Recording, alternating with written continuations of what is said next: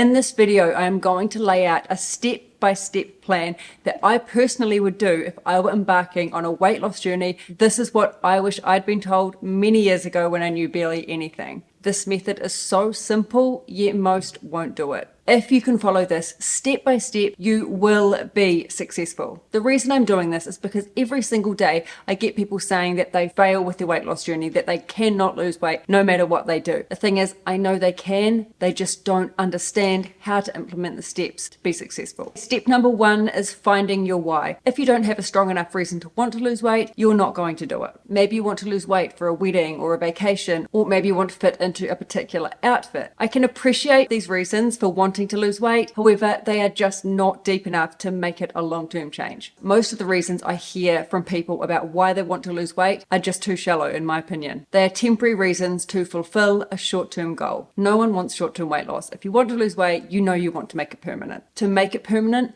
it is crucial that your reason for doing it, or your why, drives you emotionally. It needs to have a deep emotional impact on you. So how do you find your why? To be honest, there aren't that many whys that drive you that deeply to maintain it for a lifetime. The deepest whys come from wanting mental and physical health. When you fuel your body and mind with the right foods and you feel physically fit, you are giving yourself the best possible chance at longevity and generally feeling pretty amazing on a daily basis. For some of you, losing weight may give you the mobility and energy to actually play with your kids and grandkids. We all have problems and struggles in our lives that are unavoidable, but when you're fueling your body and mind with the right foods and you're getting regular exercise, the ability to handle these problems becomes so much easier. This here is a deep enough why that will lay your foundation for long-term success. Okay, number two is to stop viewing it as a diet. This is where so many people get it wrong. If you're viewing your weight loss journey as a short-term challenge or as a diet, you won't succeed long-term. Please stop with the diet approach. This is so unhealthy. You need to find that shift in your mind to make it a long-term lifestyle change. Don't get me wrong, it's good to set goals of where you want to be, but don't put pressure on yourself to get there in record time. Some people embark on these super low carb diets or keto diets. I have nothing wrong with these diets at all, as long as you can stick to it long term. Now, most people won't stick to this type of diet long term, and that is because they are very restrictive. They can be good for initial weight loss and boosting you on your journey. However, when you come off it, you often haven't learnt anything and you'll revert back to old ways. Finding a healthy balance of carbs, fats, and protein to suit your body type is going to give you the best chance at long-term success. This step is so important. If you can't do this, then you'll forever be in a battle with yourself.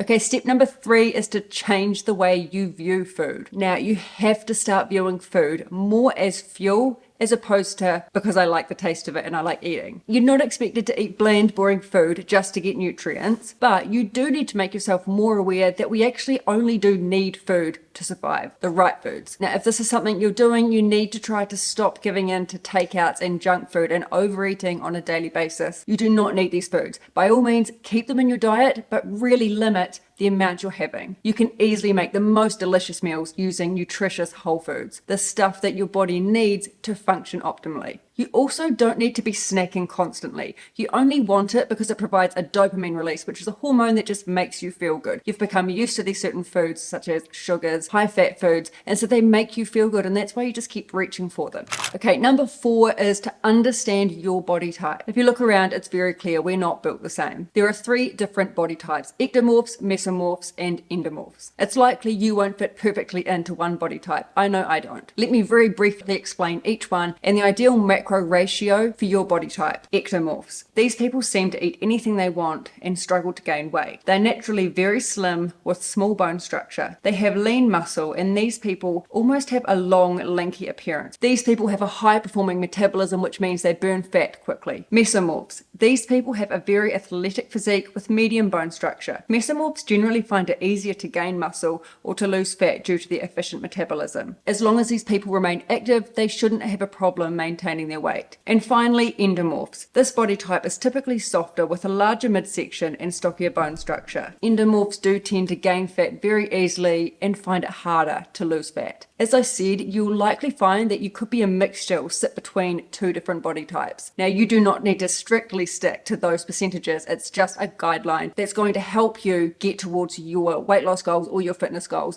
based on your body type. Number 5 is basing your diet around whole foods. Whole foods are foods that are in their whole form or as close to whole form as possible. Fruits, veggies, whole grains, nuts, legumes, and eggs are a few examples of whole foods. These foods are full of the best nutrients, which is what your body needs, the main macronutrients being carbs, fat, and protein. Also, whole foods are generally lower in calories as opposed to processed foods, which is going to help you with weight loss. So another benefit of consuming whole foods is that they leave you feeling fuller for longer, so you're less likely to have cravings and reach for more food. Processed foods are full of sugars and additives that play havoc with your blood sugar levels, which will leave you hungry again very soon, and you're most likely to reach for the same types of foods. Easiest way to gain weight when you're eating processed, unhealthy foods. You're possibly eating far more processed foods than you realize. An example is sauces, dressings, and marinades that you buy from the supermarket that are not homemade. Now, you're not going to just eat a whole food diet constantly. That's not sustainable. You can include other minimally processed foods as well. And of course, if there's any other food that you enjoy eating, please eat it. Don't completely eliminate those things that you like, because that is not sustainable, but just figure out a way to include it in your diet in a way that is not going to affect your weight loss journey, your health, and in small quantities.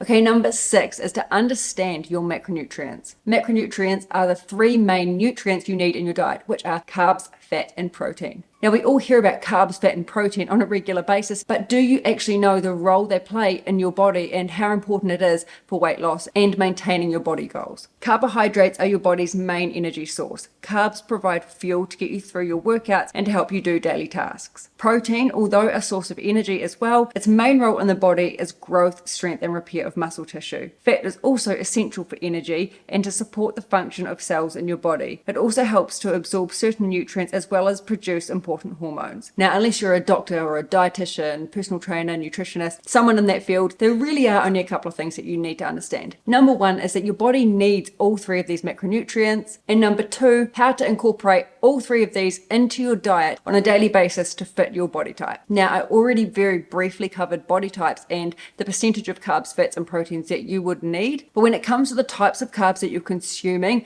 you really want to make the bulk of it coming from fibrous carbs such as vegetables, broccoli, carrots, capsicum, cauliflower, those types of vegetables, and a very small percentage of your carbs coming from starchy carbs such as potatoes, pasta, pumpkin. These types of carbs take longer to absorb and they are more calorie dense. Your protein needs to come from lean protein sources, okay? Figure out what protein you like to eat. Now, your fats can come from a little bit of virgin olive oil, some avocados, nuts, seeds. They are good, healthy fat sources. Now, to get really good at this, guys, you will need to do a little bit of research yourself to understand what foods have different nutrients in them. It will and it should require some work on your part. You shouldn't be relying on a professional to plan your meals and your nutrition for a lifetime. Take some control, understand the basics, and you'll not only have a far better chance of being successful, but you'll feel so much better about it, so much more in control. Okay, number 7, and this is so important for actual fat loss, is a caloric deficit. To lose fat, you need to consume less calories than you burn on a daily basis, and you need to do this consistently. So how do we do this? First, you need to work out how many calories you need to maintain your current weight. So you want to go and find an online TDEE calculator,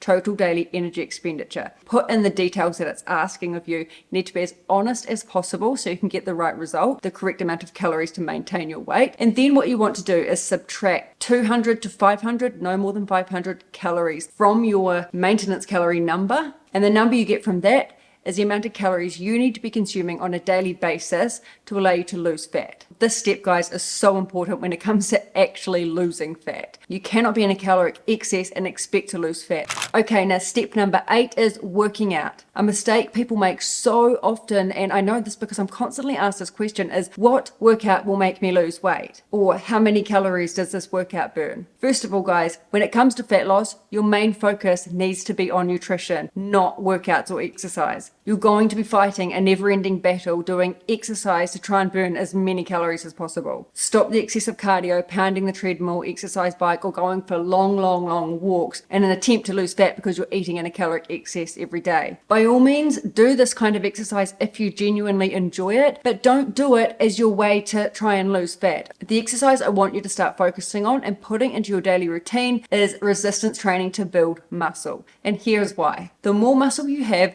the more calories your body will burn at rest. Now, to put this even simpler, your body will burn more fat when you sit there doing nothing when you have more muscle. Doing cardio, although very good for your cardiovascular health, will do very little to build muscle. In fact, it's likely to waste away muscle. You need to start resistance training. That means performing exercises that place stress on the muscle fibers to help promote growth. You don't need to join a gym to do resistance training. There are various types of resistance training you can do that don't require you to stand there squatting a barbell or trying to use big, clunky, heavy gym machines. I built my own physique by doing mainly bodyweight workouts such as HIIT or metabolic conditioning workouts, as well as some dumbbell training. You can find all of these types of videos here on my channel. Now, if you listened earlier, for muscles to grow, it is so important that you get enough protein in your diet on a daily basis. Without enough protein, you will struggle to build muscle. So focus on building muscle, and this will really help your metabolism and your body's ability to burn fat. Plus, you will change the appearance of your physique, okay? You will look far more toned, and you will feel so much fitter and stronger as well.